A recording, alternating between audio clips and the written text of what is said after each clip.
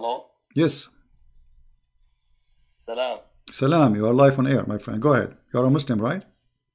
Yeah. I heard you claim in one of your videos saying that Muhammad was not a merciful man, and I want to show you a hadith. Is that okay? No problem. Go ahead, my friend. Okay.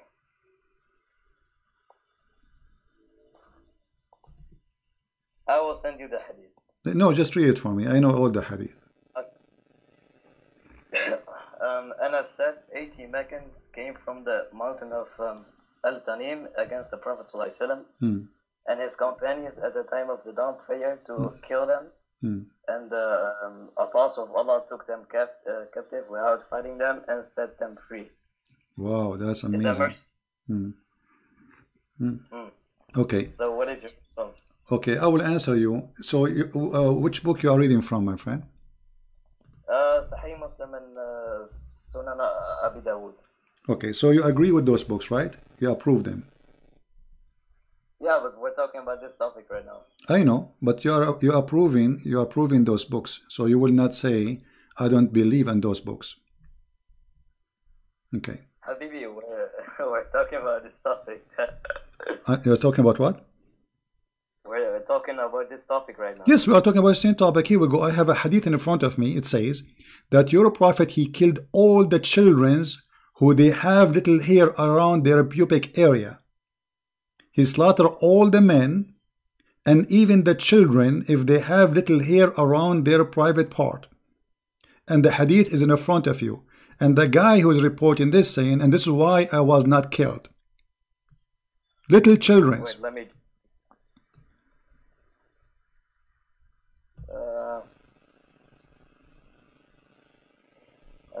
read it. I was from the Catholic Church. Where does it say the Prophet did it? He's saying the way, this is why I was not killed. He killed everybody. Don't you see it, my friend? Yeah, but Muhammad didn't kill them. What do you mean? It doesn't say Muhammad killed them. Okay, so who is the one who was killing them?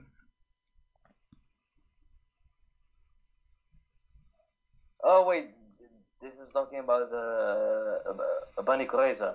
Yeah, Bani Qurayza, so they are human, right? Bani Qurayza are human, they are not monkeys. Are they human? Yeah, but they broke the peace treaty. No problem. So why you are killing their kids? But Muhammad did not command this. Some other guy did, and Muhammad said to him, you have ordered like the commandment like Allah would do. And what the commandment of Allah to do? It says in the front of you that the Muslims, they slaughter everybody from those kids if they have little hair around their pubic. In Middle Eastern, they have hair since very early age. Okay, and do you have a problem with that? You are calling me to show me that the Prophet is merciful. Where is the mercy to kill those children? What they did to him, Muhammad? Okay, so I'm asking you, is there a problem with killing women and children? No, I'm answering you. You said to me that the Prophet he released. I'm answering you. Your Prophet he released the captive. Let me ask you, did Muhammad release the captives who they are children or he killed them? My friend, I'm asking you about that hadith. You are the one who called me. Don't change the topic. You are the one who called me. You wanted to show me that your Prophet is merciful, right? No, but I'm asking you about that hadith. Do you have a response to it? That's all I'm asking. The response is very simple. What you said is not true. Because you are saying he's merciful. That's not true. Because the merciful will not do that. Let me ask you then. Did Muhammad he rape a woman before even she arrived to her house, to his house? In the way he just killed her parents. He killed her father. He killed her husband. And he raped her and her name is Safiya. Yes or no? Safiya gave her body willingly to the Prophet, not by compulsion. Who is the one giving her the, what do you mean? She gave herself willingly to the Prophet? Can you show me the reference? Yes. Can you show me the reference he raped her and by compulsion? Okay, I will show you, but you are the one who mentioned to me first that she gave herself to the Prophet. I want to see, are you making things up or you have reference? Sex with him, show me. My friend, are you making things up or you are giving me, or you are going to give me a reference? I'm giving you the true interpretation, because you're using your own interpretation. Can you give me the reference? Okay. Raped her. Show me. What? Show me the reference where he raped her. Well, you are the one who said I will show him a reference, but you start because you are the one who said to me that she gave herself to him.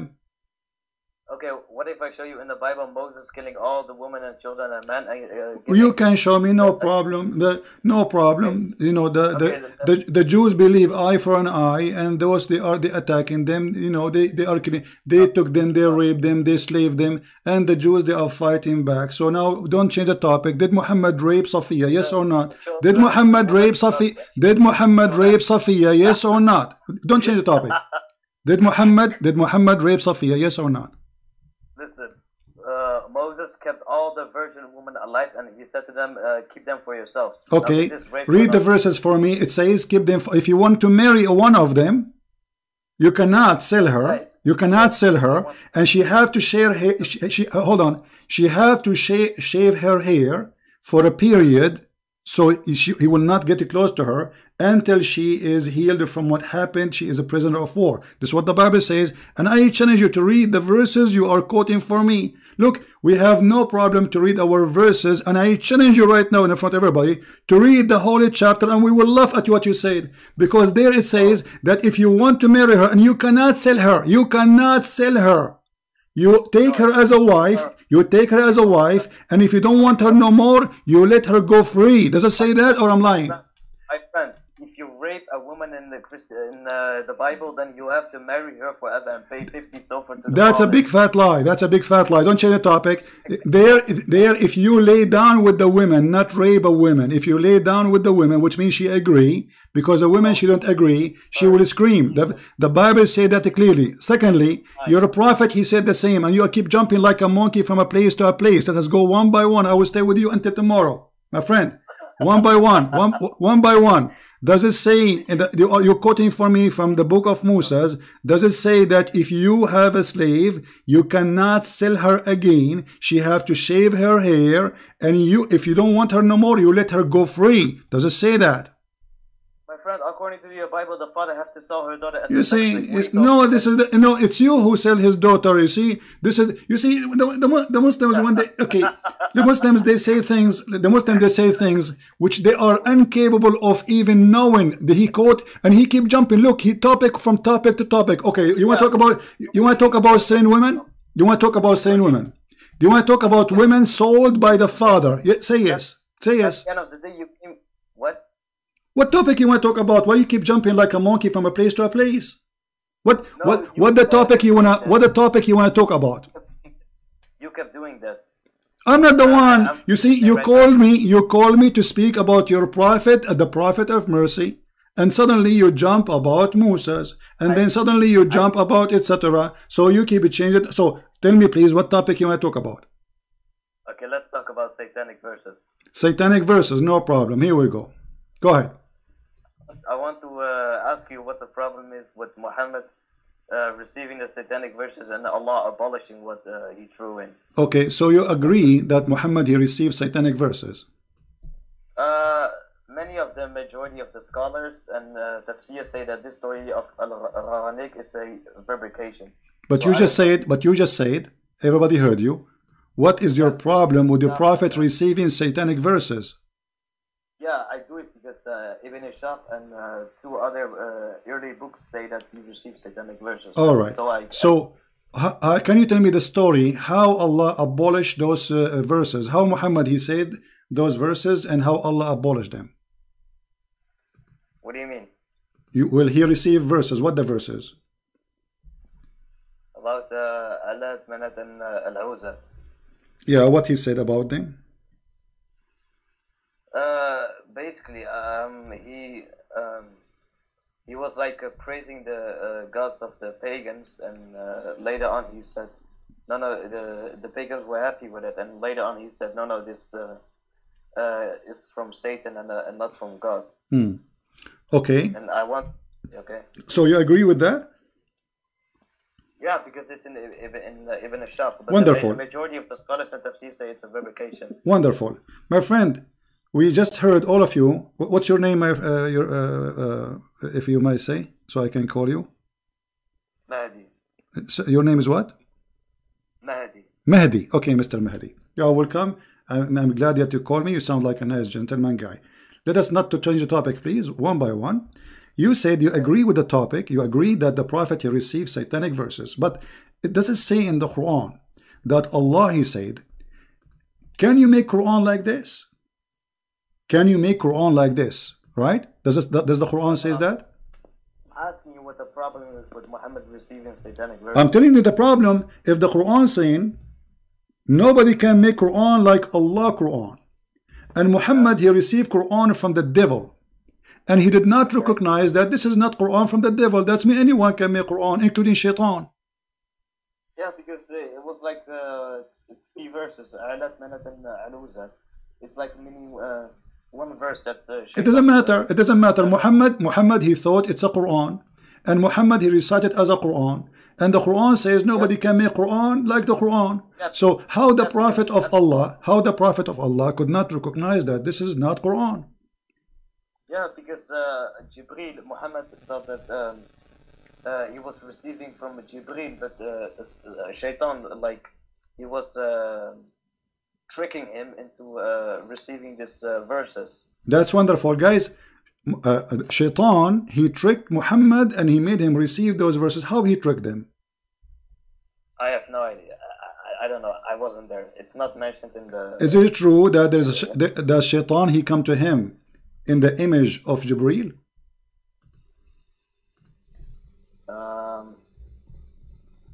I would like you to show me the source from Ibn Ashaf or any early book. Okay, but you never heard of this story before? Yeah, I did, but maybe it's true. But I just want to hear your problem with the satanic verses, since Allah. Okay, no problem. Listen, as long you are the one who agreed that Muhammad he received satanic verses, and you heard of the story that Jibreel or Shaitan he came in the image of Jibreel, right?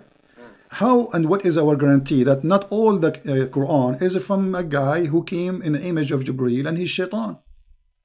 What is our guarantee that the verse is saying that Allah will abolish the Quran, which is from Shaitan, is not from Shaitan himself? Because the Quran message of the Quran is to worship the God of Abraham, Isaac, and Jacob, the one God. Okay, no problem. But you know, if you worship wrong worship, still you are not following the true God. As an example, you're a prophet, he kissed black stones. You Muslims, you claim that you are not pagans. Well, is that from Shaitan or from Allah, kissing the black stone? No, he's doing that because it's holy, it's from paradise. It's holy. Where did Allah say to Muhammad, it's holy, kiss it? No. Okay, why he kiss it then? Because it's holy. Why it's holy? Because it's from paradise. Where it says that?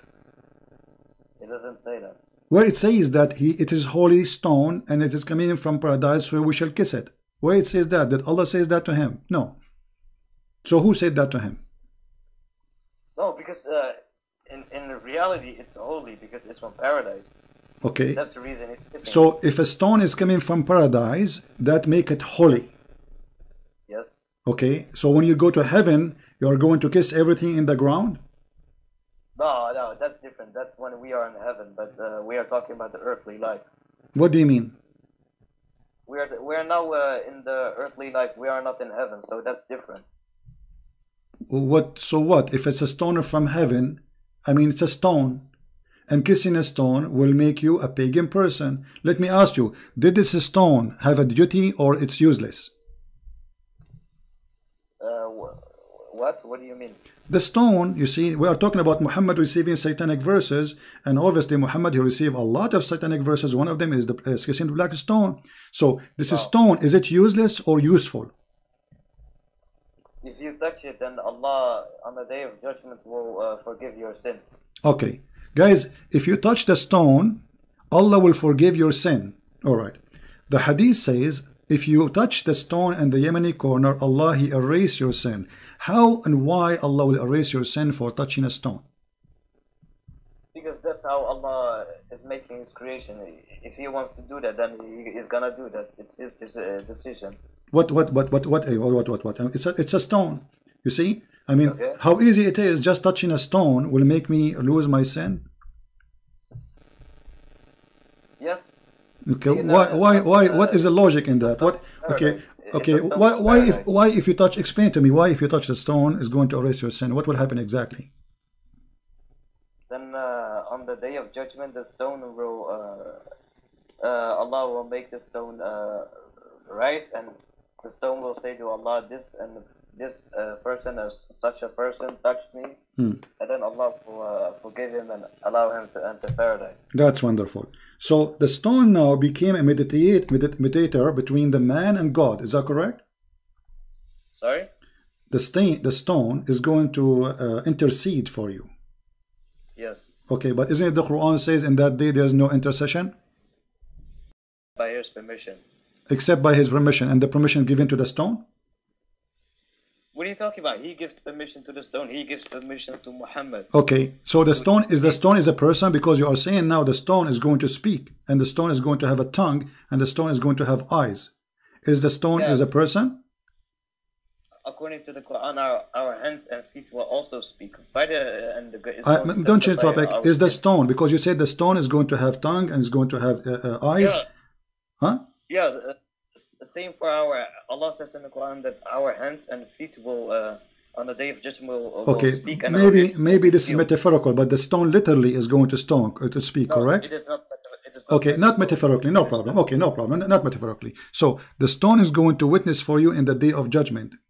Witness to whom? About what? Isn't Allah knowing everything?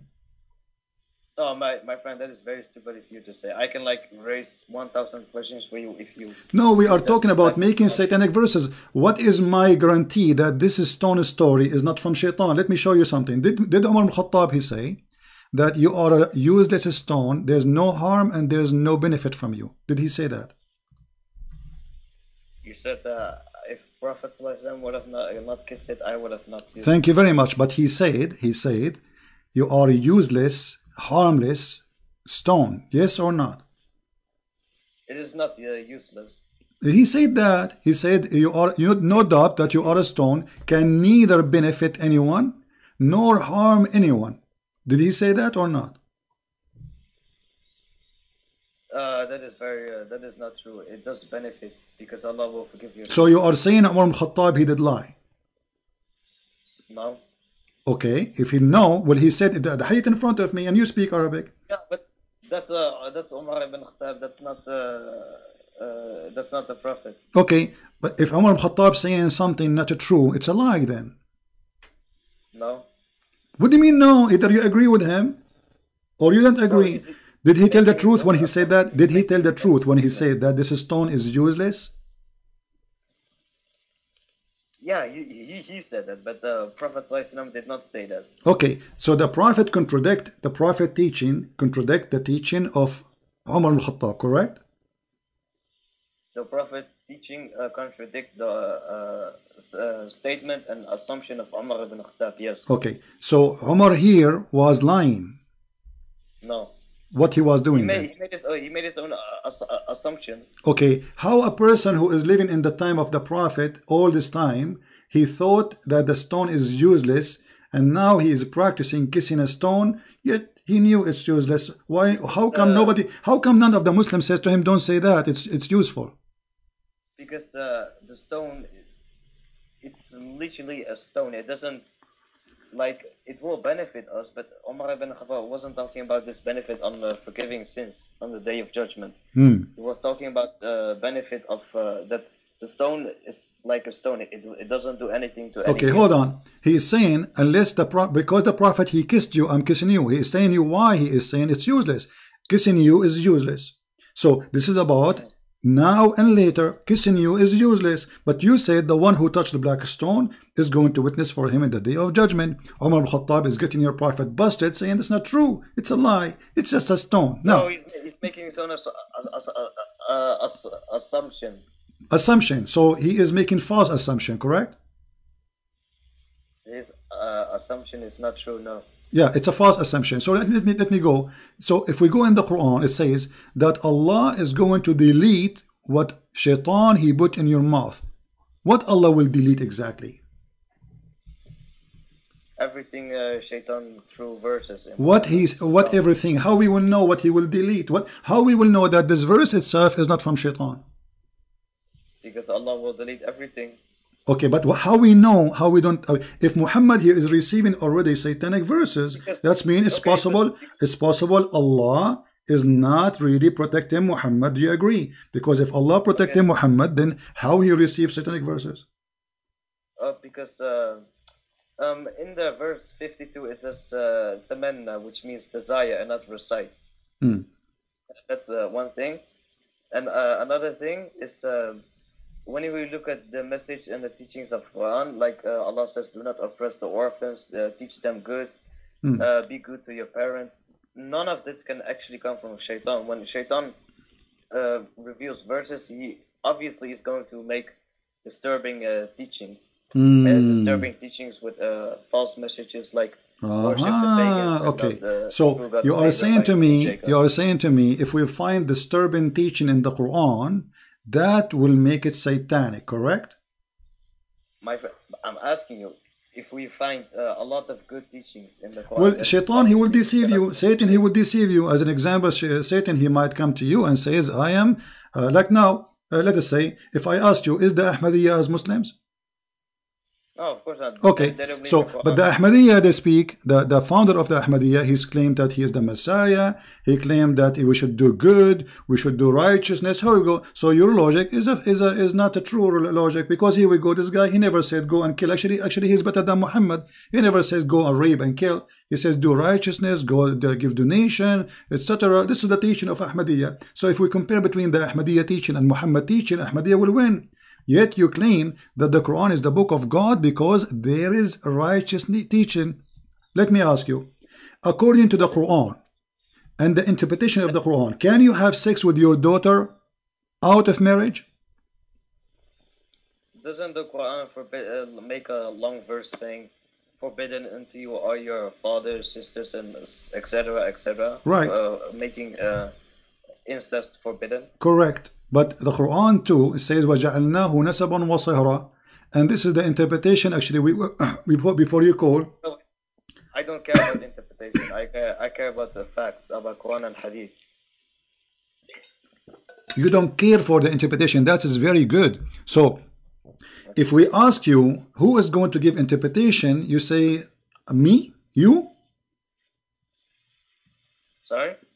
Who is the one who will give us the interpretation, the correct interpretation for this verse? You said, I don't care for interpretation. As long it doesn't contradict Quran and Hadith, then it is okay. Okay, my friend, it doesn't contradict the Quran because it says you can have sex with your daughter from adultery, not from marriage. And the Quran says, وَجَعَلْنَاهُ نَسَبًا وَصِهْرًا. Everything. Okay, according to Islam, let me ask you. According to Islam, if you have a son or a daughter from adultery, can she carry your name? What does that mean? Can she carry your name? Which means she can carry your last name. She can be accepted by you and society as Islam. According to Sharia law, that they are your sons and your daughter. If it's in the Hadith and the Quran, then yes. No, according to Islam, and I challenge you. According to Islam, if you have a son from adultery, he cannot be your son. Even your prophet, he said that al-waladu lil-firash waz-zani lil-hajar, which means the one who is the son of adultery, he will be considered the son of the one who owned the bed, not the real father. Do you agree? Habibi, I would like to get back to the topic about. We are in the topic. We're on the topic. We're on the topic. So you agreed and you admitted that the interpretation of Islamic scholars agree that you can have sex with your daughter. Yes or no? No. Okay, it's in front of you. Read it for us. Okay, read it for me, please. Read it for me. Here we go. It's in front of you. This is Tafsir al-Qurtubi. I would like to get back to the topic, please. We are back in the topic. This is disturbing teaching. No. I would like to talk about your problem with satanic verses. Because my friend, we are talking about the satanic verses because I believe this is from Satan. That there's a prophet, he come to us and he say, you can have sex with your daughter from adultery. Wait. I heard you say in one video, The Quran gives not authority to Shaitan over Muhammad, yet Shaitan control him. I would like to prove that that's very false. That's very wonderful. Okay? Okay, so you are changing the topic, but it's still close because we are talking about satanic verses. Shaitan control Muhammad or not? Let us see if this is true. The satanic verses, number one, proving that Shaitan controlled Muhammad because he controlled his tongue, he controlled his mind, he made him say things which he should not say. This is number one. Number two, your prophet, according to the Muslims, he was under the control of a black magic. Is that correct? Black magic is not Shaitan. So what it is? It is magic revealed by Harod and Marut. Okay. It has nothing to do with Shaitan. Okay, so your God Allah, he sent two angels to open a school of Harry Potter, and they teach magic. But who is the one who will use? You are the one saying that to me. Why you are laughing? Chapter 2, verse 102, it says, Allah, he sent Harut and Marut in the Babylon tower to teach magic, correct? Yes. Okay, so they open a school of magic of Harry Potter in the Babylon tower. Now, who is the one who learned from them the magic? The two angels. Who is the one who learned the magic from them? The people of Babylon, whoever wants to learn. Okay, read for me please, chapter 2, verse number 102. It says that Sulaiman is not a kafir, but shaitan. They are the kuffar, who they are teaching the magic. Does it say that? Sorry, can you show me? Okay, chapter 2, verse 102. It's on the screen. You can My read. English is not that good. No problem. Here we go. وما كفر سليمان ولكن الشياطين كفروا يعلمون الناس السحر وما أنزل على الملكين ببابل هاروت وماروت. So who is the one who is practicing the bad magic on mankind? Is shaitan. The Quran says that. So your prophet was controlled by the black magic, controlled by shaitan. No. The two angels teach magic, but Allah says in the Quran that whoever does accept teaching this magic, he will enter hellfire. My friend, does it say there that shaitans are teaching magic? Yes or no? Am I lying? No. Okay. No what? So wait, Habibi, I will call you back in just 2 minutes. No, don't call me back. Where you want to go? I'm enjoying conversation with you. You are a scholar. Wait, my mother. I will call you back. I'm not going to stay here forever, my friend. Tell your mother this is important. You are defending Allah. He hang up. Shaitan controlled the prophet. Shaitan, he agreed that he received satanic verses. Muhammad is under the influence of a black magic. He says things he is not aware of. He do things he is not aware of, and yet we can trust him to be a prophet. I mean, what is more proofs we need that Muhammad is a fraud? You know?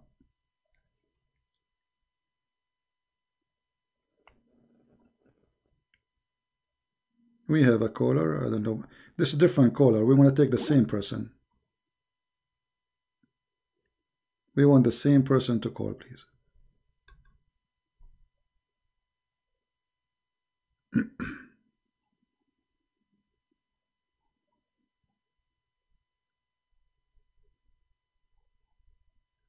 Please don't call until the guy he called back. He promised he will call back. Let us see if he's a man who keep his promises. And he is the one who chose satanic verses. And you notice how Muslims, they change topics so fast. From a place to a place to a place to a place. All of them do the same thing. And you have to be sure, like you have to force them to stay in one topic. Otherwise, they will be all over the place. And the reason they are all over the place because they are trying to escape the embarrassing moment. He called me to say, Muhammad is a person of mercy. The second we start showing him that Muhammad raping women, he changed the topic.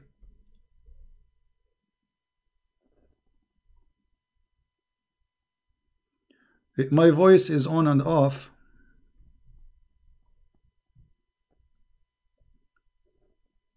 Yeah.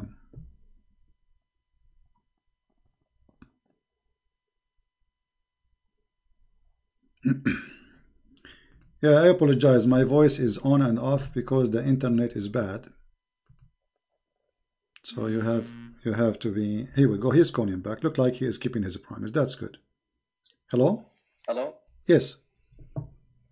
Yes. Okay. So my friend Mahdi, thank you for calling back first. Now your prophet is under black magic. Black magic is what it is? Is it an evil thing? It is like a handwork of shaitan. Okay, it's a work of shaitan. That's wonderful. So by the work of shaitan, Muhammad was controlled. How shaitan was controlling Muhammad according to you? No, black magic. It was controlled. It was okay, but the black magic. Why is it okay? Is this magic is good or evil? I'm gonna explain it. If someone wants to use black magic, he can make the person they will use the black magic on crazy, or they can do whatever they want. They can like divorce his wife. Okay, so you are saying that the one who did the black magic, your prophet, he made him crazy. If someone wants to, yes, but this black magic only lasted for 1 year according to Ibn All right. Okay, hold on. So your prophet, according to you, okay, my friend Mahdi, your prophet, he became crazy because of the black magic, and you are the one who said they can make you crazy. So your prophet became crazy because of the black magic. How we can trust a crazy man, as you said, to be a prophet of God? It was only for one. It lasted only for 1 year according to Ibn Ishaq. One year? Okay, 1 year. How many Quran he made when he was crazy? Guys, our friend Mahdi, this is very important, he said, he was crazy, Muhammad was crazy for 1 year only. Okay, how many years Muhammad was a prophet in his lifetime? 23 years. 23 years. So we can say that at least maybe 1% of Muhammad's life, he was life as a prophet, he was crazy. So during the 1 year of Muhammad being crazy, according to you, how many chapters Muhammad he made? But he was crazy. When he was under the influence of... Can you speak louder, please? I don't hear you, my friend. Can you speak louder? Can you speak louder? Oh, okay. When Muhammad was under the influence of black magic, Allah subhanahu wa ta'ala revealed 2 surahs. One, I forgot the name of it. One is Surah Al-Falaq, which has 5 verses, and the other surah has 6 verses. Together, them has 11 verses, and Muhammad needed 11 knots because the shaitan, there was 11 knots to break, and each knot to break was to reveal 1 verse. So Allah subhanahu wa ta'ala revealed 2 surahs together with 11 verses. Each verse broke a knot, and when they broke the knot, Muhammad was free from the influence of black magic. So you are saying to me that Allah, he could not free Muhammad from his black magic. It took him 11 months. It took each verse was able enough to break 1 knot. Right. So this is Allah. He sent those verses to get Muhammad out of the black magic. So it took your God Allah 11 months period so he can take Muhammad from the black magic. Don't you think this is a very weak God? It took him 11 months to fight a black magic made by somebody. I mean, what kind of God? He cannot release his prophet from a black magic for 11 months. And you are the one saying it took him to break 2 knots. And what those knots is about? What about? Tell me about the knots. So if I make a knot for you, I can control you? No, but it's pretty hard to explain because it's not explained in the Islamic sources. But basically, when Allah says in the Quran that Muhammad will be tested with a lot of tests, like all tests before Muhammad, all the prophets Allah made before Muhammad, like a lot of examples I can show you. But okay, show me an example of a prophet was controlled by knots. Why are you saying knots? Did you just say black magic? It's you are saying that, and the Quran saying that. You are the one who mentioned knots. This is in chapter of Al-Falaq, chapter 113. It says, وَمِن شَرِّ النَّفَّاثَاتِ فِي الْعُقَدِ وَمِن شَرِّ فَاسِقٍ إِذَا وَقَبَ. Okay. Okay, so how a person can control you by the knots, and Allah took him 11 months to open those knots. Do you think that Allah, he need more training? Do he need to go to Harry Potter school so he can finish it faster? You admitted, and everybody heard you, that the Prophet was under the influence of the black magic, which make him crazy, for 11 months. And it took Allah 11 months to take the knots out. It is, Allah's not gonna like Allah's not gonna wish to release Muhammad from the black magic at once. Allah tests the Prophet. How that can be testing the Prophet if the Prophet now is crazy, and that will not make him tested? This is not testing. This is humiliating. What the point of this testing? If you are making things like something I did not choose. Did Muhammad choose black magic? No. So if you force something on me and then you say this is testing, this is crazy. This is not a test. This is kind of illness, right? Because you are controlling me. I have no control of myself. So what kind of God? He allowed the devil or any evil power to control his prophet, who supposedly people will follow him. Now your prophet is a prophet of God, and you Muslim, you follow whatever he do, whatever he say. So you said for 11 months or a year, Muhammad is a crazy man. Now, how many things you learn from the crazy man during the 1 year? Can you tell me how many things you learn from him? Okay.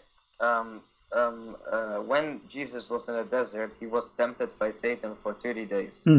Is that? But I'm not gonna say Jesus was like very crazy or something. Like Jesus was, according to your belief, still.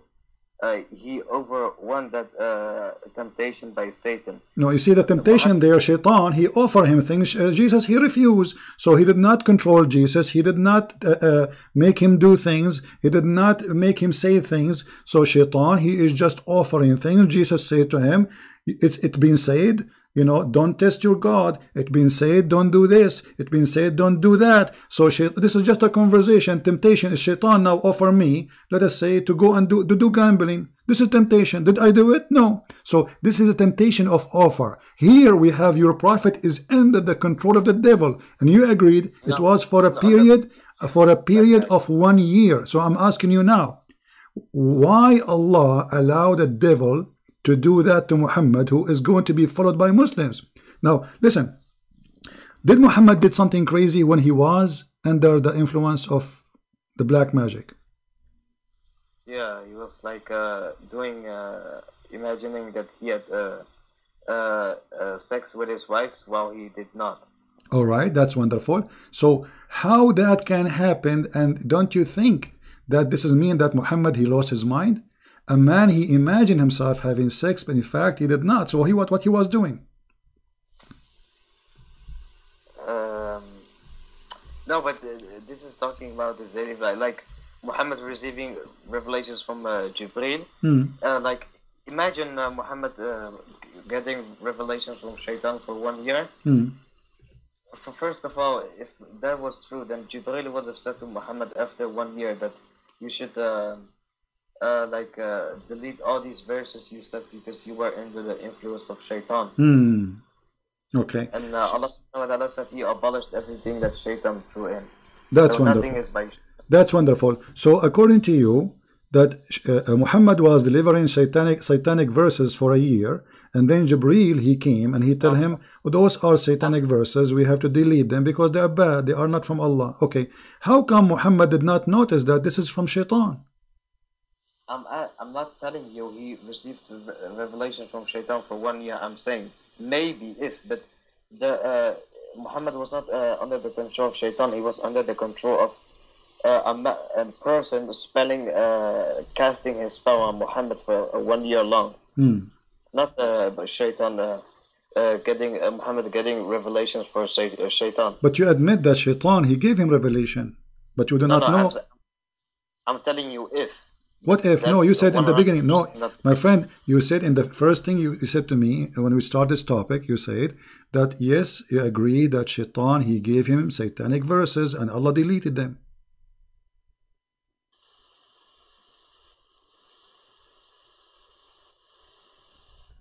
Sorry, your mic is cutting off. What I said, you agreed from the beginning. You said yes, Allah, he gave satanic verses and Muhammad, he received those satanic verses, and Allah deleted them.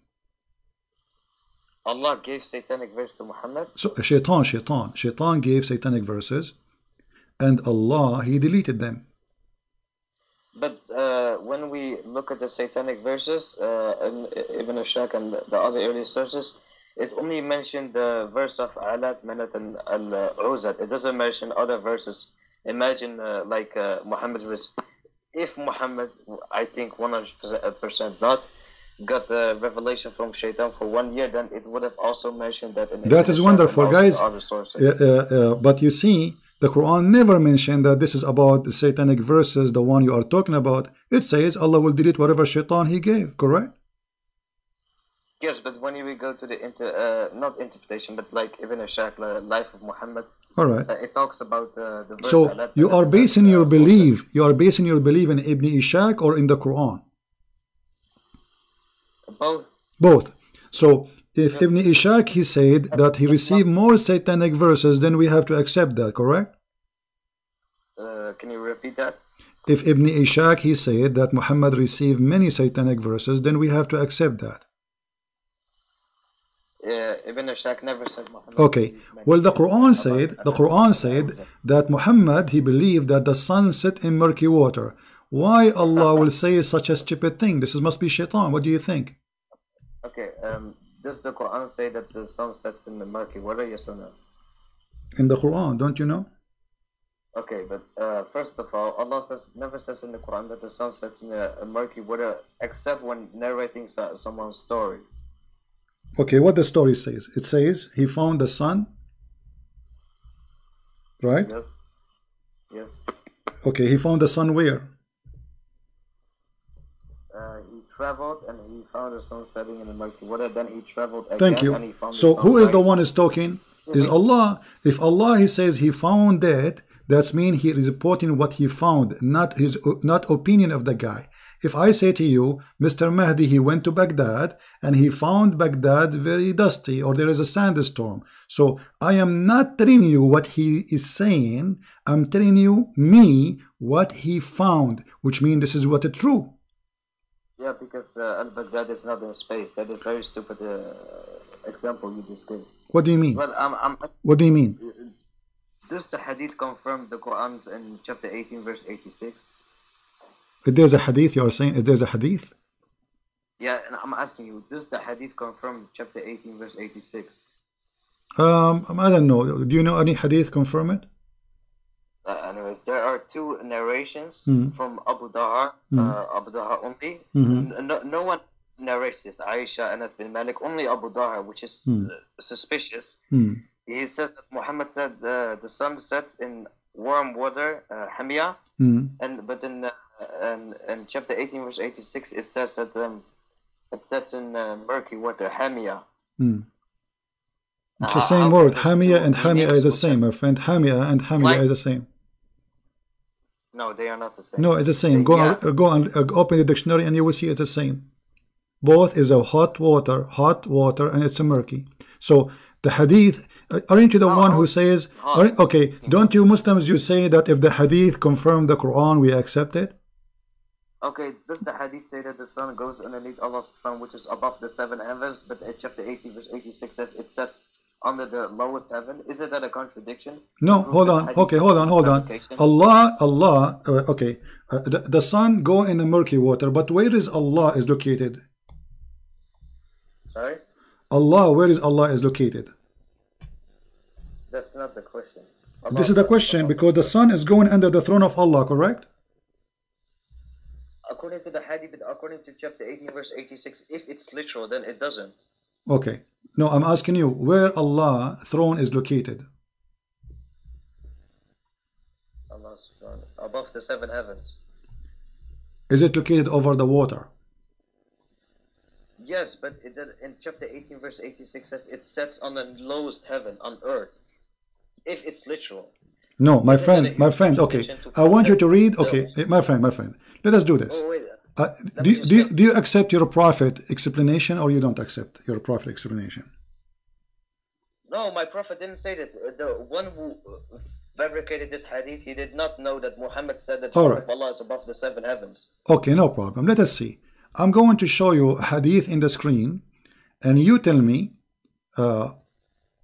you know, if you agree with your prophet or your prophet is making crazy stuff. No, Let us see. Abu Dhar or someone in the chain of narration made a fabrication. Okay, I'm going to show you a very sahih hadith, my friend. Is that fair? Is that fair? Very sahih hadith. Okay. Then it doesn't contradict Quran. No problem. You see, until now you did not find the hadith contradict the Quran, because when the prophet says he found it sitting, the sun set in the murky water, this is what the Quran is saying exactly. Now, yeah, but it says the problem is the chapter 18 verse 86. If it's literal, then it says it sets on the lowest heaven. But wow, the hadith say it sets underneath the throne of Allah. What a chapter you said again? Give me the chapter. What chapter number, please? Chapter 18 verse 86 says it sets on earth, on the lowest heaven, but the hadith say it sets above the 7 heavens. Now how can this be? No, it doesn't say that. The hadith says that the sun goes and prostrate under the throne of Allah.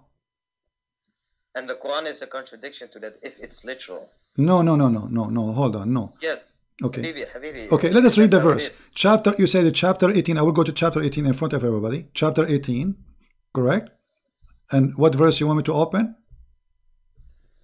86. 86, wonderful. Here we go. We go to 86. It says the later verses he found the sun rising again. Right. Okay, here we go. All right. Literal. All right. So the chapter 86, it says that he found the sun sitting in a spring of a muddy water, and he found near it, what he found? Look, he found near it. How he can find near it? Listen, this is just from my interpretation, his perspective, because Allah never says in the Quran that the sun sets and Merciful from his own.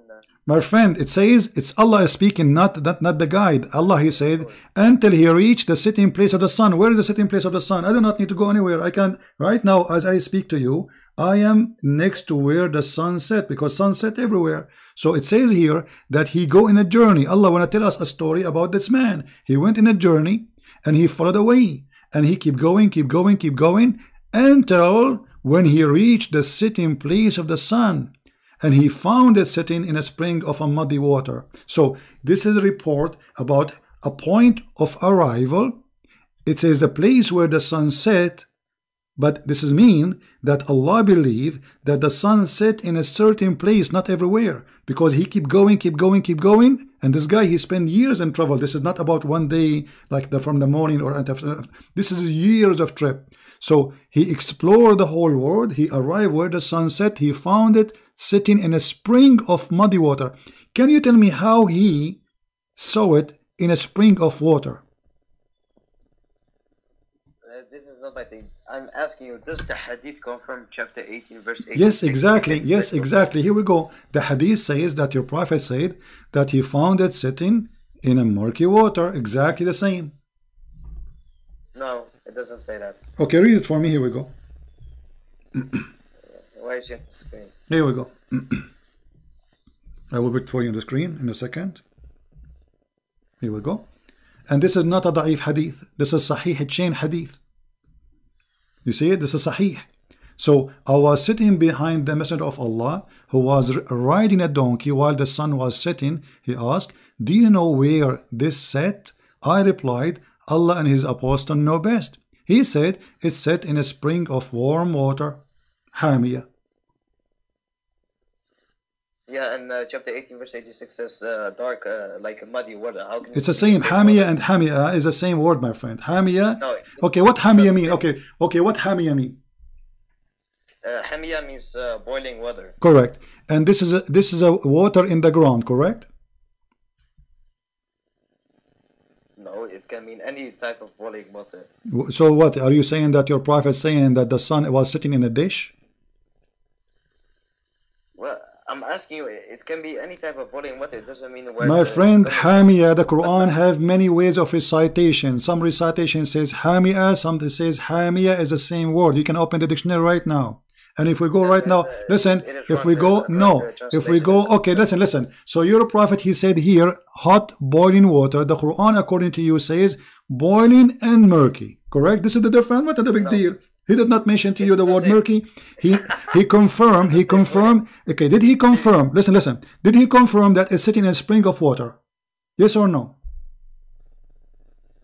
He said Quran says dark mud. No. This is not the question. Did he confirm that the sun sit in a spring of water? No, it's a spring of dark mud in the spring of mercury. My friend, does your prophet say? Did he say in the hadith? He said it's set in a spring of. Forget about dark and warm and born. Did he say a spring of water? Does it set in a spring of water? Yes or no? We should look at what type of water this is. No problem, but it's a water. At the end of the day, if it's hot or not, that will not make a difference. If it's muddy or not, will not make a difference. It's a water. So the Quran agree with Muhammad here that the sun set in a spring of water, and he is saying it's boiling. According to you, Hamia, not only boiling, it is boiling water and muddy. Okay, but he did not. He did not contradict. Why are you lying? It doesn't say boiling water and muddy. It says only muddy water in the Quran. Okay, here we go. I will open the Muslim translation. Okay, let's see. You're calling me liars. Now you're insulting me. Here we go, guys. Does it say? Okay, hold on. Does it say black, muddy, or hot water? This is your translation. This is your Muslim translation. I don't have a translation. I am not English good. It doesn't matter. The translators, they are Muslims. So you are calling me a liar. What about we open the interpretation? My friend, I know Arabic. It's like saying. Saying what? You're giving me stupid. I know what the word hami means. Okay, what the word hami mean? Listen, Habibi. What is the word hami? What is the word hami mean? According to who? Muddy water. Okay, according to who? Muddy water. According to Arabic. What do you mean according to? Is that according to dictionary or according to you? According to a dictionary as well. What are you talking about? Okay. So it's a muddy water only. It's not a hot water, correct? No. Listen, you are not getting my point. The hadith say that the Quran, the hadith say that the sun sets above the seven heavens, and the Quran says on the lowest heaven. If we were to take the hadith as sahih and the Quran is literal, then the Islamic sources say that the sun goes to the underneath throne of Allah. The sun goes out of the orbit and returns in the morning in the orbit. It doesn't say it sets on earth in a muddy spring, because the hadith and the Quran where the sun sets is a total fabrication. It's a total contradiction. Okay, but this is mean the Quran is false because you just said there's a contradiction. Or I'm asking you, the one who, if this hadith is a fabrication, then the one who fabricated this hadith didn't know that Muhammad said. Let me ask you. Allah is above the seven heavens. Mahdi, let us take it one by one. Here, this is Sahih Bukhari. This is a very Sahih hadith. I'm going to put it in the screen. Your prophet believed that the sun goes every day from the east to the west to prostrate itself under the throne of Allah. Do you agree with your prophet or he is lying? I don't believe this hadith is sahih because it is contradiction to Quran. This is Sahih Bukhari. Yeah, so what? This is only narrated by Abu Dahar. It is okay. not narrated by Aisha. Okay, but your prophet quoting the Quran, and he said, and this is what it's. Sun runs into its fixed course. Chapter 36, verse number 38. So this is in total agreement with the Quran. Chapter 36, verse number 38, it says, and the sun runs into a fixed course. And Muhammad saying, and this is what it's meant, that the sun run into so let us make it clear. In order for Mahdi to get escape, Mahdi, I will give you time to talk. Mahdi, hold on. In order for you to get escape from the disaster, you are now saying that the hadith of Bukhari is lying, Christian Prince is lying, Umar al-Khattab is lying, everybody is lying.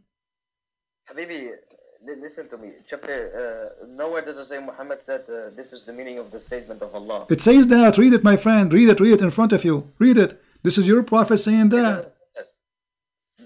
This is the translator putting his own interpretation. No, here we go. This is the Arabic. Here we go. Read the Arabic. Go ahead. You translate for us. No. This is the Arabic. Read the Arabic, please. My friend, read the Arabic. Read the Arabic. Don't play games. Please be honest. The Arabic in front of you. Listen to me. The chapter 36, 38 is meaning its fixed course is underneath the Earth's horizon. Okay, I will go with you. So guys, the fixed course of the sun is underneath the Earth horizon. That means the sun is moving. The sun is moving around the Earth. The sun is moving around the Earth, according to you. No, from the Earth is moving around the sun. No, it says the sun. It says وَالشَّمْسُ تَجْرِي لِمُسْتَقَرٍ لَهَا, and the sun run to its course. It doesn't say the Earth run. It says the sun runs. Okay, because the sun is in the sun follows the heaven. My friend, what the sun follow the heavens? This okay. So you are saying the sun when we have morning and evening, when we have sunset, that's the sun is moving. So you agree with your prophet that the sun moving, and this is how the sun disappear. Can you repeat that? Okay, you are saying and you agreed that the sun is going. Does the sun go? Of course, the Quran says the sun is in orbit. All right, so the sun goes, and he is talking about the sunset. So the sun goes every day from the morning until afternoon, until the setting time, and the sun goes under the chair of Allah. Okay, but this is not true, because the sun goes nowhere. It is the earth going around itself. Yeah, but I believe this hadith is a total fabrication because it contradicts the Quran in chapter 8. So we can say, me and Mr. Mahdi, I agree with him that Muslim source is full of lies, and Muslims are not trustworthy, and they lie a lot about their prophet. This is what Mahdi is saying to us. He is saying to us, we Muslims, hold on, you are saying to me, we Muslims, including Al-Bukhari, the most authentic source, we have a lot of lies about the prophet. We lie a lot about him. Don't trust what we say. We are liars. No, I'm not saying that. Would you are saying Umar Khattab is lying. You are saying Al-Bukhari is lying. You are saying your prophet is lying. I'm not saying that. Okay, let me ask you. I will make it simple. You see, you can go around as much as you want. The guy in the same chapter, we are not changing topic. In the same chapter, he keep going. He changed his direction, and then he keep walking until he found where the rising place of the sun. Yes, this proves that it's not literal. What do you mean literal? No, he keep going. This is going. It's a trip. He keep going until he found the rising place of the sun. Where is the rising place of the sun is located? So according to you, the Quran says that the sun goes under the ground, and it travels all the way to the ground, and it's no, I did not say that. I did not say that. The Quran said the sun goes in the murky water. I did not say under the ground. I said in the water. But you just said that hadith say the sun goes underneath the throne of Allah. And the throne of Allah is above the water. Don't you know that? Yes, but chapter 18 verse 86 says on earth. Okay, but is the throne of Allah is on the water, on the earth, or in different place? Where is the water located?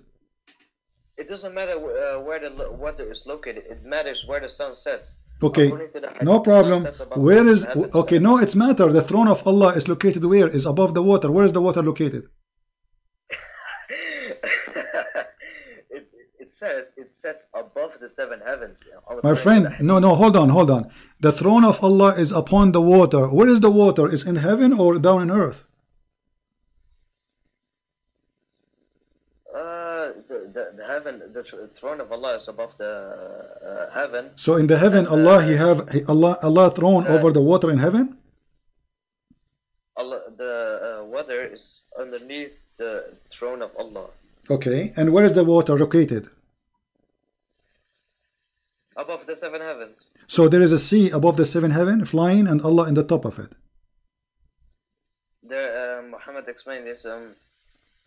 We got the first heaven, second heaven, into the seventh heaven, and above that is water, and above that is a throne, and above that is Allah. All right. So according to you, here we go. You see, we are coming to a conclusion now. According to you, that the sun is going to a place, and that is a water under the throne of Allah, and it take a bath, and that throne, which is above the water, and but this water is not in the ocean. This is in the sky. This is what you are saying, correct?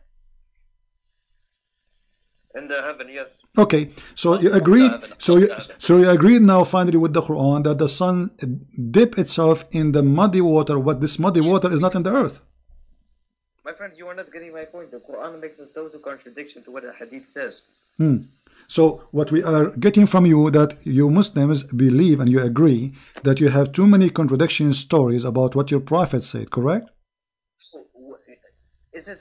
I'm asking you. Is it possible for someone to replicate this hadith, since it's only narrated by Abu Daha? It's only narrated by Abu Daha. Is it not possible for someone to replicate this hadith? Yeah, but the hadith about your prophet, saying that the sun goes every day and take permission from Allah and goes and then come back from the east. This is not a fabricated, because everybody reported. No, not everybody. That is a lie. Well, here we go. I can find you the hadith from many sources. This is okay. This is written in many places. Okay, you see. Okay, listen. Sahih Muslim, At-Tirmidhi, Al-Bukhari, etc. They report the same story. But if we go right now and we ask you, do Allah even knew what He created first? Yes, of course He does. Okay, what is the first thing Allah He created? You see, remember, we're trying to prove that Muhammad is under the influence of shaitan. If Allah is God and He is talking, He will not contradict Himself, correct? What is the first thing Allah He created? The first thing Allah created. I did not hear you. Then the earth, and then the 6 other heavens. The heaven and the earth, correct? And then the 6 other heavens. All right. So let us go in order. After Allah He created the earth, what happened? What is next? I mean, the earth is created now. And then what is next after He created the earth? Fashioning the one heaven which existed before the heaven into 7 So heavens. He did not finish the earth and He go to heaven? What are you talking? Listen. Which one He finished first? Okay, let me make it simple. Let me make it simple. Which one Allah He created first? The water, the trees, or the stars? Mahdi, let's make it simple. Which one Allah created first? The water, the trees, or the stars? We're talking about earth and heaven, right? Yes. Which one Allah He created first? The water, the trees, the grass, the substance of the earth, or the stars? I think I got a hadith for that, with Muhammad saying, Allah created the mountains on Sunday and the earth on, meaning the ground, on Monday, and then I think he said the trees on Thursday, and then the light on Wednesday. Okay, so the light was created at the end. At the end? Almost, because here we go. This is the hadith you are quoting for me from Sahih Muslim. It says that Allah He created the clay on Saturday, correct? And He created the mountains on Sunday. So do you agree with this?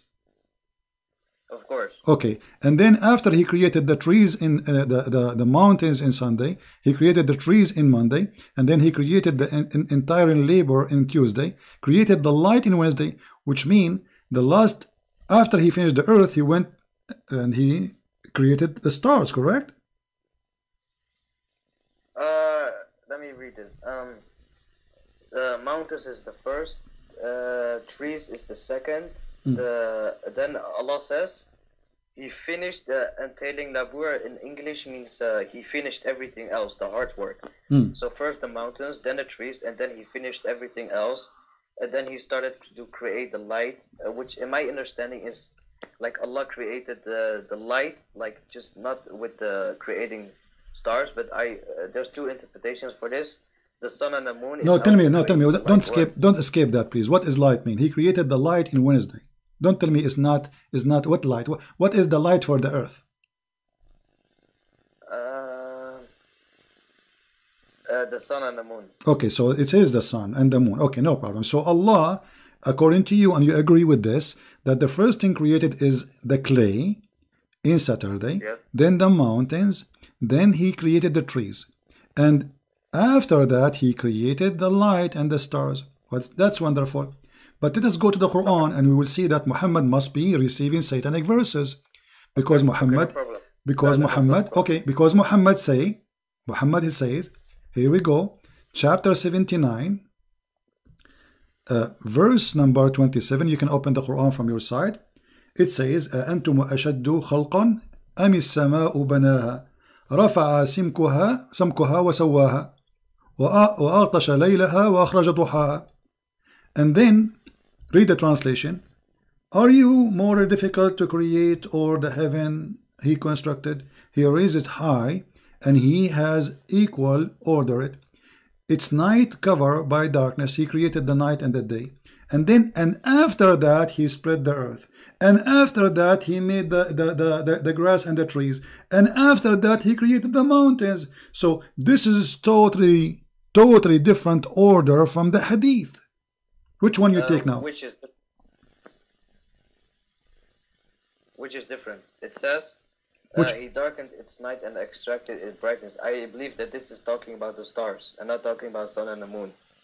Okay, isn't it no, it says وأخرج ضحاها. ضحاها. You know what ضحى mean? What ضحى mean?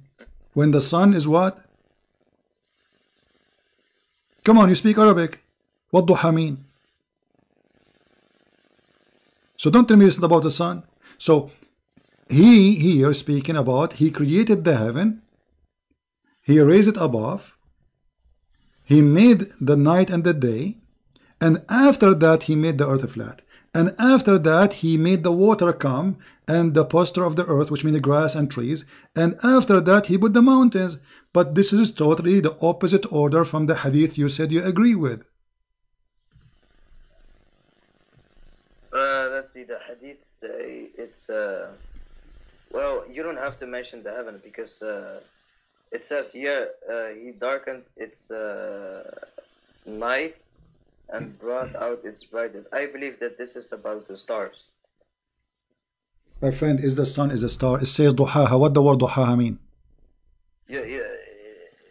It doesn't say the sun. It doesn't say Shamsu. Okay, he says he created the light in Wednesday. We have only one light. He's talking about how he created for us what we have. What is the light we have in the earth? Is the light of the sun, maybe the light of the moon.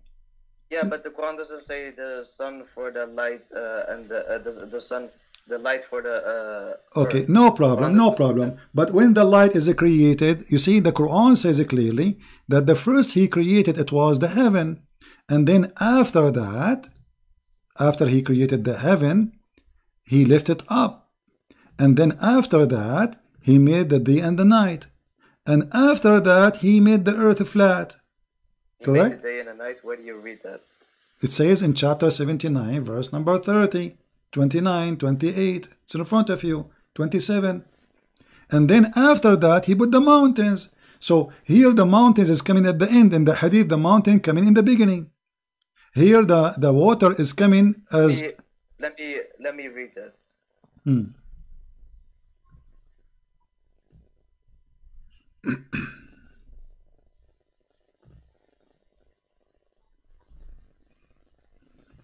I can explain to you. The Quran says the heaven is the first thing, and then in my interpretation the stars, and then the earth, and then he started creating the earth and the mountains, and then at the last thing he finished creating everything else on the earth, and then he created the sun and the moon. Okay, wonderful. So which one do we accept now, the hadith or the Quran? Because I just told you both. You have to listen to what I say. No, I did not listen to what you say. What you are saying to me, it's not the hadith saying, listen carefully. The hadith saying, Allah he created the clay in Saturday. The Quran saying the first Allah he created is the heaven. No. Are you trying to make a contradiction? The reason why the hadith say he created the earth on the which day was it? Saturday. The reason why the Quran, the hadith mentioned this before it, as example in chapter 41 verse 9 to 12, is because the 6-day creation in Islam is not the heaven and the earth and the sixth heaven. The 6-day creation in Islam is Allah creating the earth first, and then fashioning the heaven which already existed before the earth into 7 heavens. That is the 6-day creation in Islam. So when the hadith mentioned the 4-day creation, like the mountains on Saturday, the mountains on Sunday, earth on the Saturday, okay. it mentions the 6-day creation. Mahdi. So we will not be confused. I'm going to type in the screen. I want you to make it clear for me. I'm going to type number 1. Tell me what is number 1 Allah He created. I will type it in the screen. I will take a snapshot, so later you will not say I said that, you did not say that, or you didn't understand me. So we can be clear about what you say. So I'm going to ask you now, what was number 1 is created? Number 1. Hello? Yes, what was number 1 Allah He created? We will go like this. Number 1, number 2, number 3 in details, and we will take a snapshot so we will not be confused. What is number 1? The heaven. Heaven. Okay. The stars. Okay, number 2 is the stars. Correct? Okay. Then the just one by one. So number 2 is the stars. Just to be sure, we are not making things, we are not getting wrong information. Okay. What is number 3 now? The earth. What earth? All earth, or what exactly? The earth in the 4-day creation. Okay, earth in 4 days of creation. Okay, in 4 days. Wonderful. All right. Now, what is number 4? The sun and the moon. Number 4 is the sun plus. The sun and the moon is like created in the same period in the earth. Yeah, we don't care. I'm just asking which one is first. You said the first one is the heaven. Then Allah He created the stars. Then Allah He created the earth, and then in 4 days, and then Allah.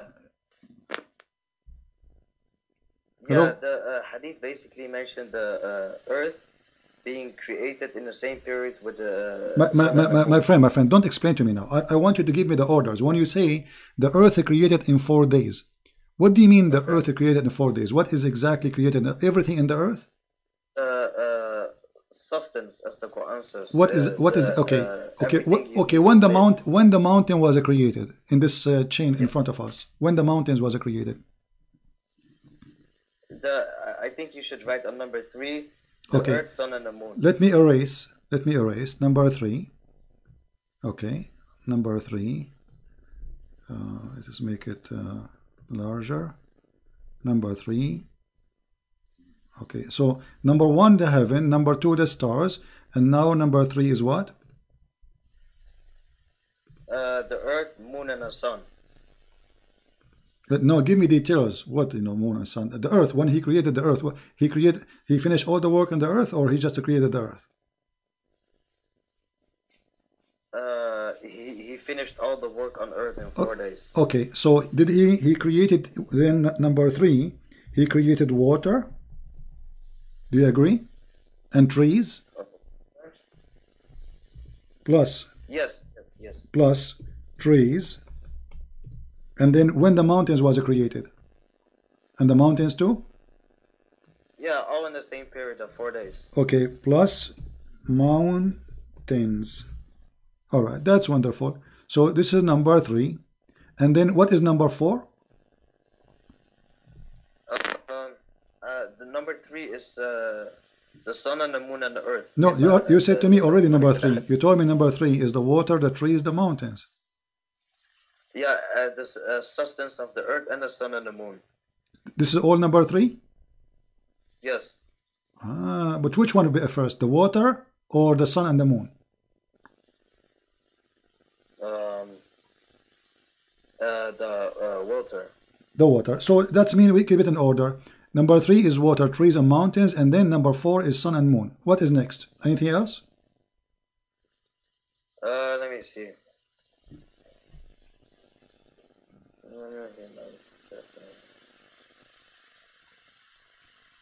And then the 7 heavens. This is number 5, 7 heavens? Yes. But I thought you said number one is heaven. Yeah, but the heaven first, and then after the earth, he fashioned the heaven into 7 heavens. All right. So guys, this is the order, and everybody my witness. Do you have another thought before we go? No. No, you are sure? Yes. Okay, I will take a snapshot. Here we go. And I hope I will not lose my internet. And now we will go to the Quran. In the Quran, my friend, in chapter 41, verse. Yes. We start from the Quran. Let's go there. Yes.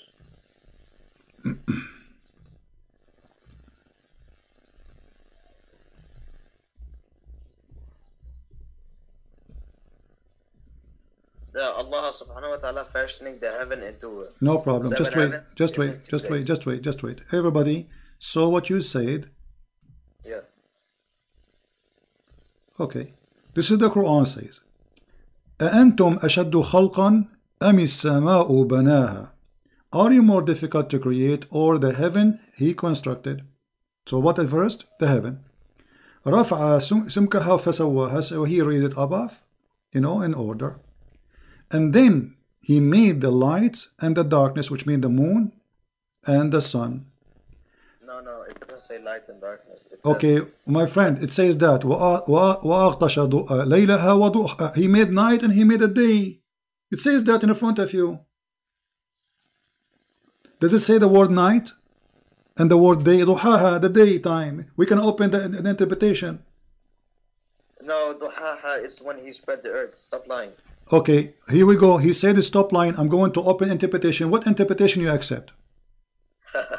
My friend, Muhammad, he explained in the hadith. My friend, you just said I am lying. So either you are lying or me. One of us have to get busted immediately. No. Which interpretation you accept to show you that this is about creating the day and the night?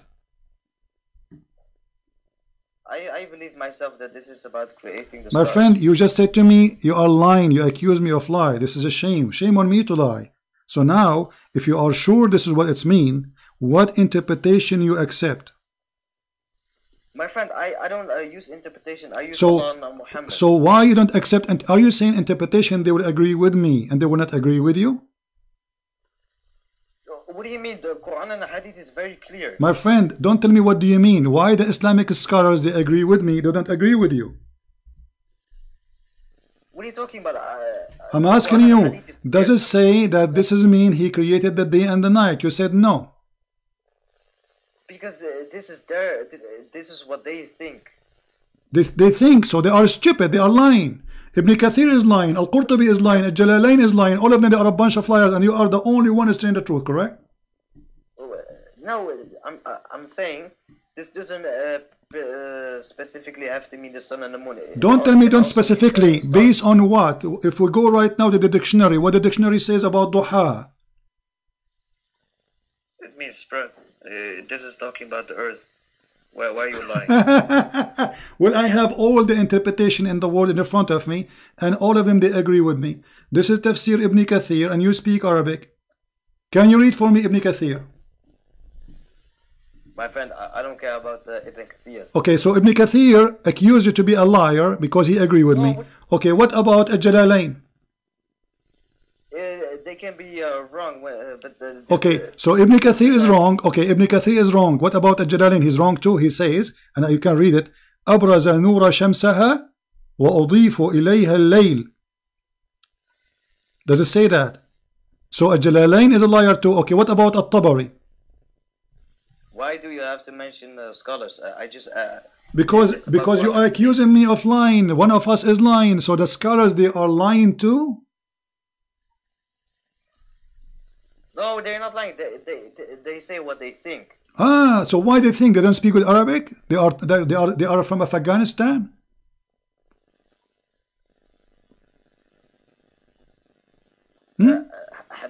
Habibi, can you please show me from? Don't say my love. Don't say to me my love. I'm not your love. You see, you are. It's very embarrassing that you are the one who accused me of lying. The fact you are lying. All the scholars agree that this is the day and the night. And look what happened now. Look what happened. Hold on. You are the one who said And I'm going to put what you said about the order of the creation. And I'm so glad I took a snapshot, because you will swallow your tongue in a second. And already you are doing that. You are saying, no, this is not the day and the night. It says the day and the night. Look what you said. You said number 1 is the heaven, number 2 is the stars, right? And then number 3 is the water and the tree and the mountains. Let us read the Quran. It says, وَالْأَرْضُ بَعْدَ ذَلِكَ دَحَاهَا. After he created the sky, he made the light and the night, and the day and the night, and then after that he made the earth flat, and after that he made the water come out and the pasture, and after that he made the mountains. But wait. It doesn't say after he spread the earth and after that he brought out its It says after that. It says وَالْأَرْضُ بَعْدَ ذَلِكَ دَحَاهَا. What بَعْدُ ذَلِكَ mean? My friend, it says after that he spread the earth, but it doesn't say after that he brought out its water and its pasture. It says that. أَخْرَجَ مِنْهَا مَاءَهَا وَمَرْعَاهَا. It's in front of you. It says that. It says, don't lie. Okay, read the verse for me. Read verse number 31. Habibi. Don't tell me Habibi. Read the verse. What it says. Habibi, you are... Don't Habibi me. Can you tell me what verse number 31 saying, please?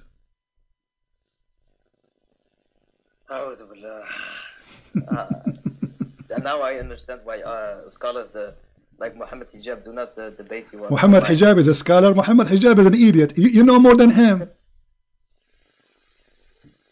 You are more brave than Muhammad Hijab. Do he dare to call me or let me even talk to him? He don't dare. You are more brave than him, and you are now getting busted like Mimi Hijab and the rest. This is why he don't call me. He's smarter than you. Muhammad Hijab is smarter than you. He did not call me. He did the right thing. You now getting yourself busted. You say this verse doesn't say the water and the pasture. It says in front of you. Read it. What the word mar'aha mean? Grass and trees. What the word water mean? Ma'uha. So why you are lying? But it doesn't say night or day. It says... it says night and days. It says night and day. I mean, it says he darkened its night and brought out its brightness. My friend, I showed you all the interpretation. Name one for me, agree with you. Just one. We have thousands of scholars interpretation for the Quran. Can you find me one agree with you? Just one. Okay. Mimi Hijab, I agree with you. He's a scholar. According to you, Mimi Hijab is a scholar. Mimi Hijab, he don't have a high school in Islam, you idiot. What's wrong with you? Mimi Hijab is a scholar now. Okay, listen. It says there and after. No, hold on. You said Mimi Hijab is a scholar. What is the education of Mimi Hijab in Islam? Do you have a degree? No. So how he became a scholar for you? So you are saying to me now, Mimi Hijab is smarter than Al-Bukhari, smarter than Ibn Kathir, smarter than Al-Jalalain, and he knew better, and you are following him. So now you are worshipping Mimi Hijab. But here we go, I'm showing you the reference. This is Al-Jalalain, this is Ibn Kathir, this is Al-Tabari, this is Al-Qurtubi. What about Al-Qurtubi? What's wrong with Al-Qurtubi? You think he's bad too? Okay, now can I finish? Okay, go ahead. It says after Allah constructed the heaven, He raised it and He darkened its night. But it doesn't say after that He darkened its night. If this is talking about the sun and the moon. It doesn't say after that? No, it does. It says and. Okay. Here, you see, let us see when the word after started. It says here, and after that, which means everything before it was before. And after here is after, correct? Do you agree? So from verse number 27 to verse number 29, it was before, and then after that, he started working in the earth. Do you agree with that?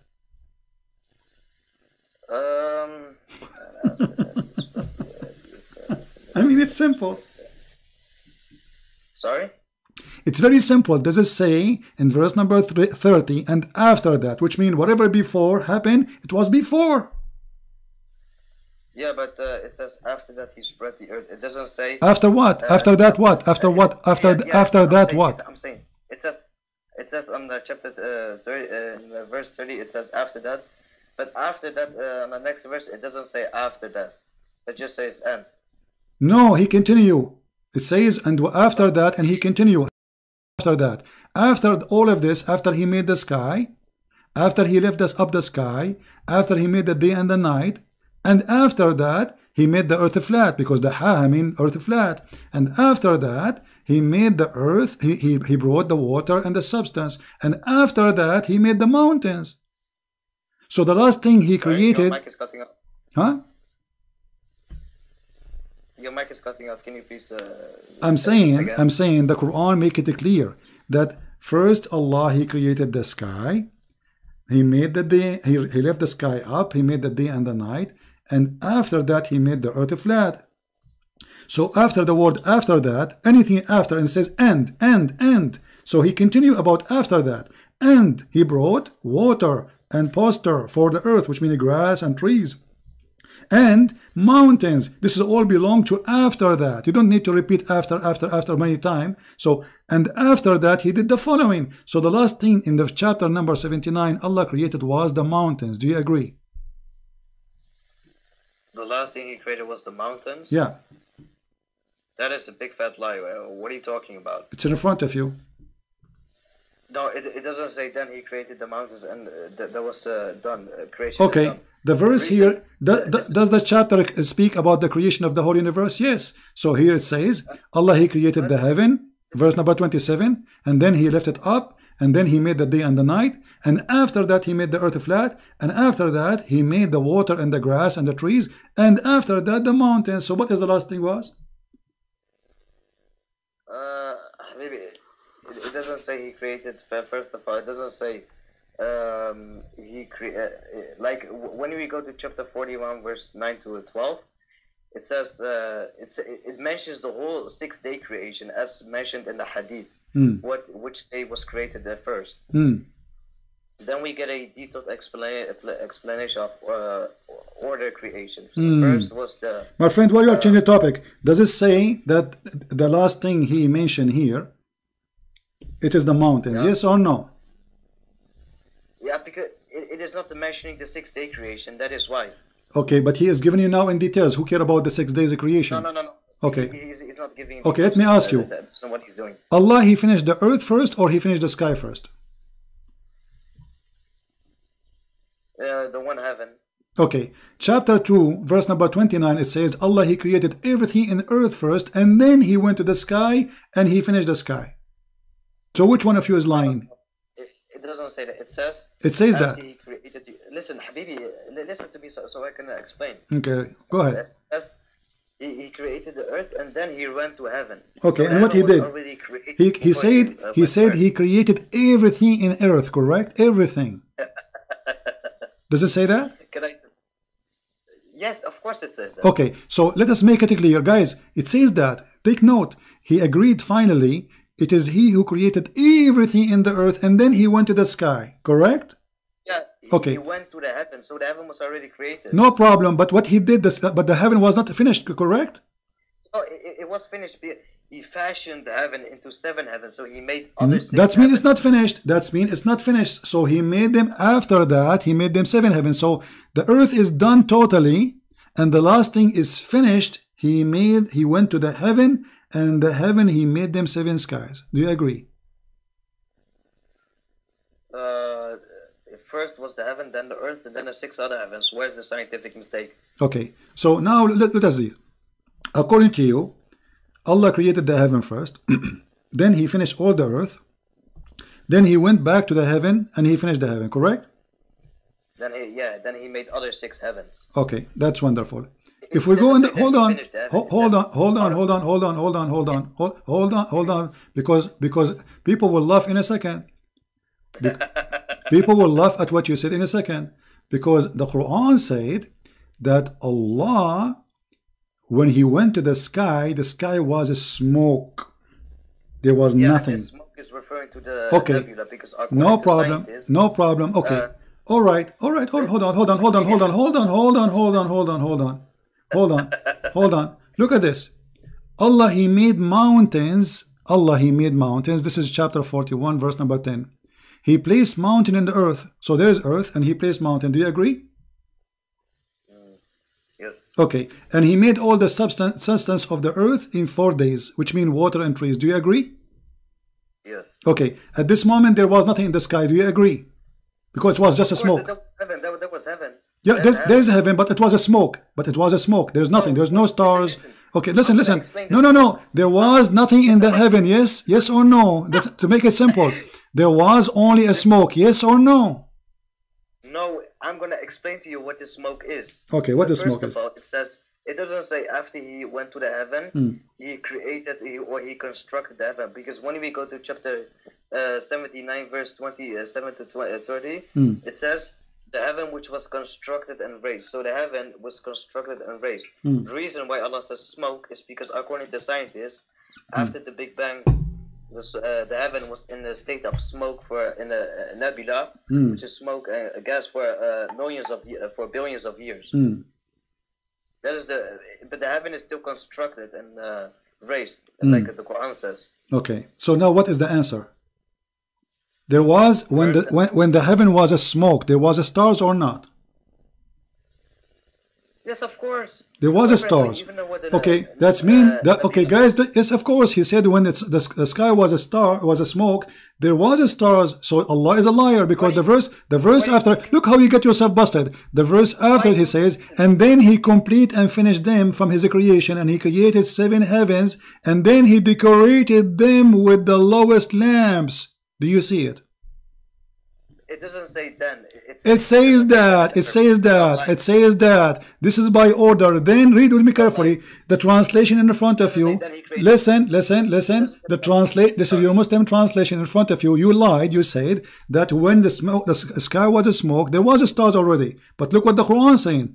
After that, then he completed and finished from his creation in 7 heavens in 2 days, and he made each one of them heaven its affair, and then we adorn the lowest heaven with lamps. So the last thing is created as the lamps. Okay, now let me get you busted and let me finish. First of all, what the Quran means by saying it is smoke. According to scientists, the heaven. Don't tell me according to scientists. Don't change topic. According to scientists, you are making a scam right now. Don't change the topic. Don't go to scientists now. I'm asking you. I said when the Quran says there was a smoke, there was a stars there already. You said yes a second ago. Yes. Okay. But verse number 12 saying that after that Allah created the stars. Okay. In Arabic, it doesn't say then he completed the. Okay, my friend, which interpretation you agree with? Let us get you busted again. Let us get you busted again. Which interpretation agree with you? Which interpretation agree with you that this is not about that this is stars created now after he went to the sky and the sky was a smoke? There was nothing in the smoke. Which interpretation agree with? Okay, it says and he placed in the nearest heaven lamps. It doesn't say then. Stop lying. Okay, so guys, he's saying and. What does that and mean? That's mean in order. So the sky was okay. Hold on. If the sky already have stars, hold on. If the sky is now with smoke, everybody is laughing at you. If the sky, you say the sky when it was a smoke, there's a star. So why you need to make stars if they are there already? Because every star has its own age. One star is 1 billion each. But they are there. He created them already. The verse saying the sky was a smoke, and then this is your Islamic translation. Then he completed. It was not completed, and he finished them. And what he did in 2 days, and what he did, he made each heaven its affair. And what he did else, we adorned the nearest lowest heaven with lamps. This is the last thing to be created. Can I explain? You did already. But let me explain, Habibi. Calm down. Let me explain. Let me explain.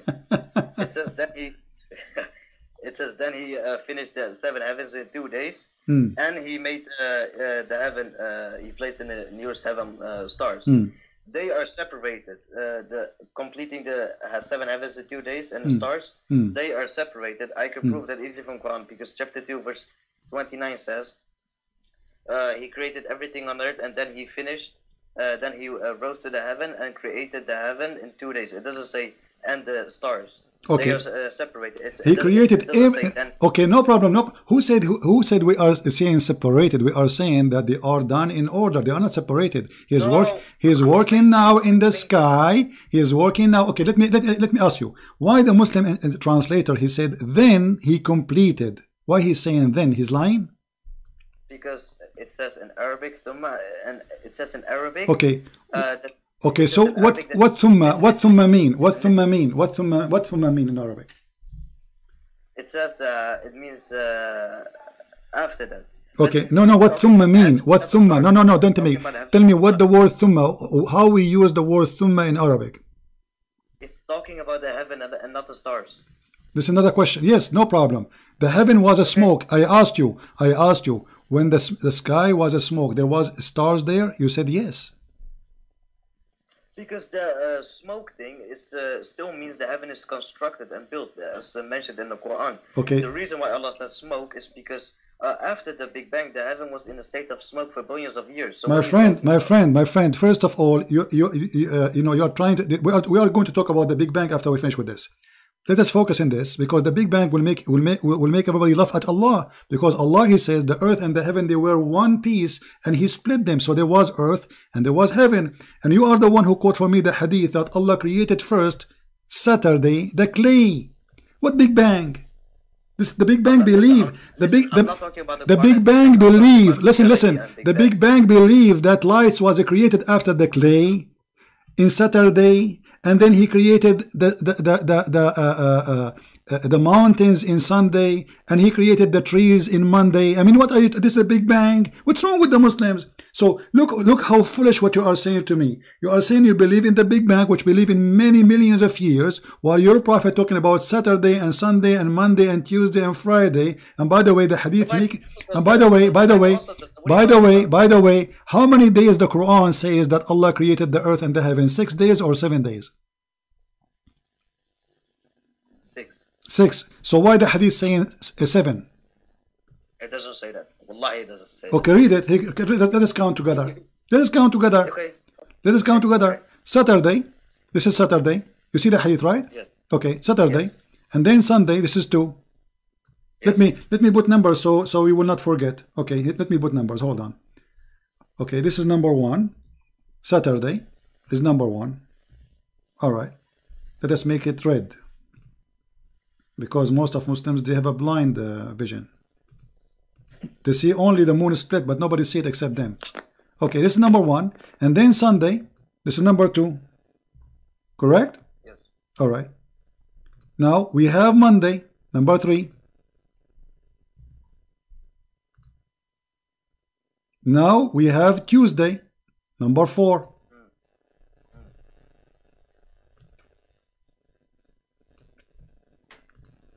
Now we have Wednesday, number 5. Now we have Thursday, number 6. And now we have a Friday, number 7. For Adam was created a Friday afternoon. Okay, now let me explain, and please, just give me 1 minute. Do not interrupt me, please. Go ahead. Okay, the Quran and the Hadith say that the 7 heavens was created in 2 days, and the earth in 4 days. Hold on. Don't change the topic now. Hold on. We are talking about the 6 days. So why you made me count the days? Why you made me count the days? Why you change the topic? Is it 7 days or 6 days? Wallahi, I will explain to you if you just let me finish. No problem. But does it count here 7 days? Yes or no? Okay, this hadith is talking about the 4 days of the earth. Is spreading the animals and creating Adam and creating the sun and the moon. Are they part of the creation of the earth in 4 days mentioned in the Quran? My friend, did your prophet says he created the last thing Friday? Adam, yes or no?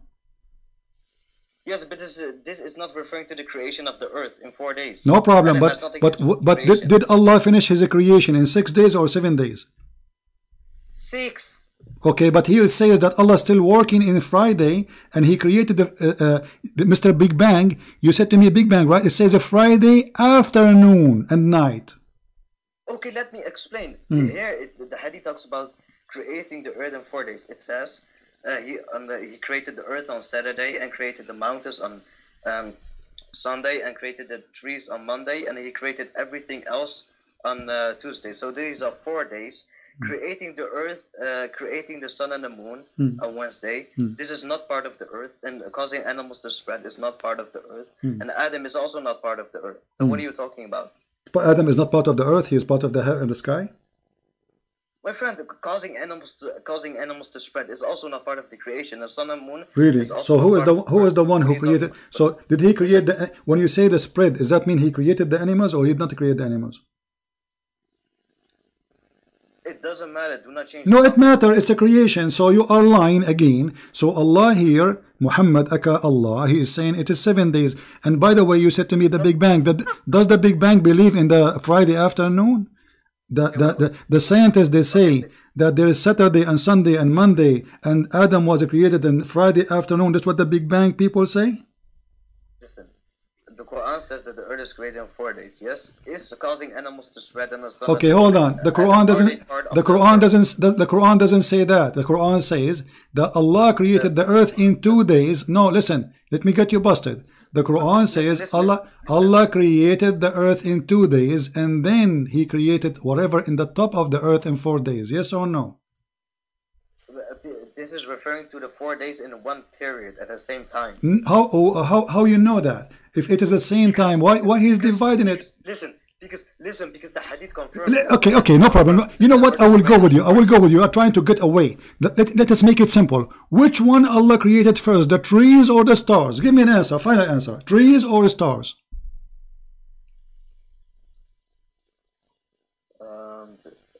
The trees or the stars? The stars, every star has its own age. One star is 1 billion, one star is 10 billion. So don't tell me 10 billion. Either tell me, listen, which one Allah created first, the stars or the water and the trees and the mountains? Which one come first? See, you're changing topic again. I'm not. This is the topic. We are talking about this for the last hour, my friend. What changed the topic? What Allah created first, the stars or the water, the tree and the mountain? Those are in the earth, water, tree, mountains. Which one Allah created first? You keep changing topic, man. We are not changing topic. This is the topic. What's wrong with you? This is the topic. We are talking about this for the last hour. You are saying I'm changing. Which one Allah created? You are afraid to answer. No, I'm not afraid. Okay, give me the answer then. You are a Muslim. You are a Muhammadan who worship Muhammad, who kiss a black stone, who go around the stone. Can you tell me please which one Allah created first? The stars or the water and the tree and the mountains? Please. Final answer. No games. Just why need Habibi? Why you don't tell me? Is it a problem? It's a problem, obviously, because there's a contradiction. Which one Allah created first, the stars or water and trees and mountains? Let me read the sources first. No, don't tell me. We are reading this for the last hour and you are playing games. I want a final answer. You are playing games. Which one Allah created first, stars or water, trees and mountains? First of all, if Allah says, then He created the stars, that would have been that would have been, if Allah says He created all the stars in the same period, that would have been a mistake, because every star. My friend, don't tell me mistakes. I want the correct answer. Forget about the mistakes. I want the correct answer. Which one Allah created first, the stars, which is in heaven, or the water, the tree, and the mountains? Stars. Okay, guys, did he say the stars? Thank you very much. The stars was created first. But if we go in the Quran, we see that the last thing after Allah He finished the earth, it was the stars. Not what you are saying. Here we go. No, it doesn't. No, don't play games. Everybody is laughing at you, my friend. Everybody is laughing at you. Here we go. Allah He finished everything in the earth. This is chapter number 41. He created the earth in 2 days, and then He made everything in earth, including water, mountains, substance, etc. And then after that, He went to the heaven, and He completed the heaven then.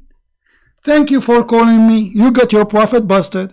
No, but it doesn't say then He created the stars. It says that. It's in front of you. Then He went up to the heaven to do what? The heaven was empty. There was only a smoke. And then, read carefully, then he completed, just go. You see, I hang up on people because I'm wasting my time. Don't make me hang up because you're not being honest. It's in the front of your eyes. Okay, let me explain. You are not letting me explain. What explain? You were explaining for the last hour. You got yourself busted. It says in the front of us, then he completed and finished. And what he did, how he completed, he created the stars. No. It doesn't say that. He completed it by creating the 7 heavens only. Does it say he created the stars then? No, it doesn't say then. Okay, read it. Okay. Allah is mentioning in order, right? Allah, he mentioned in 4 days I made the earth. And then after that, he went to the sky, correct? So what happened after he went to the sky? Tell me. After he finished the earth, then he went to the sky. What happened after he went to the sky? Tell me, please. The reason why Allah doesn't say then he created the stars is because Allah is aware of the stars. Every star has its own age. So this is not the stupid. This is not. Don't play games. I'm asking you. After Allah, he finished the earth. He went to the sky. What he did exactly? After he finished the earth, according to the Quran. He finished the 7 heavens into 2 days. And what he did? And what else? And what else he did? Let me finish. In chapter 2, verse 29, it says, after he created the earth, he went to the heaven and made the heaven into 2 days. It doesn't say, and he made the heaven into 2 days, and after that he created the stars. Why are you lying? So which one he created? So okay, hold on. You said, and after that he created the stars, correct? No. You just said that. You just said that. You just said that yourself. You just said that yourself. I'm saying it doesn't say that. You should listen clearly to what I said. Okay. So hold on. I'm going with you. Everybody is laughing. We are dying at your lie. Desperately trying to defend. Look, it says here that Allah, he finished everything in the earth, and then he went to the sky, and the sky was a smoke. Okay, after then, what happened after that point? Then what Allah he did exactly? Count for us things, please. I'm going to type them in the screen. After the word then, what Allah he accomplished in the sky? I'm going to type them one by one. Go ahead. Start. He made 7 heavens, and then he did nothing. 7 heaven. What about the stars? My friend, every star has its own age. What are you talking about? This is not the question. What age? Listen. What he did after he made the 7 heavens? What he did? Nothing. But the verse saying he created the stars. No, yeah, but it doesn't say then he created the stars. The reason why Allah says and he created stars is because Allah is... Filthy liar. Don't call me again. You see? I gave you more than 2 hours from my life, you liar. And when I say what interpretation you like me to read, they agree with me you don't want interpretation. For you are a fraud like your prophet.